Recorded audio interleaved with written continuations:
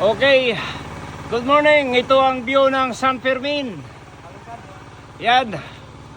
Okay, yun ay gasoline station. Doon ay bundok. Yun yung isa kong bahay, yung blue ang bubong. At ayan oh. Yan yung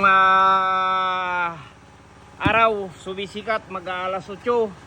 At ito na ngayon yung tanawin sa aking kapaligiran.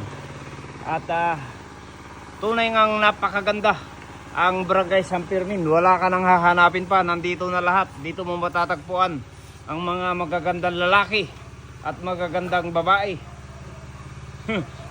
Walang katulad. Dagititat tao to ka dayp ipos na. Hindi lang sa Mindoro ang mga mangyan ay may buntot. Dito rin may buntot. Ije bagyo ka na ka, buntot. Ano? Ngumure jay Senado, may buntot din. Malaki pa ulo. Okay. Napalitan na raw yung pambansang hayop.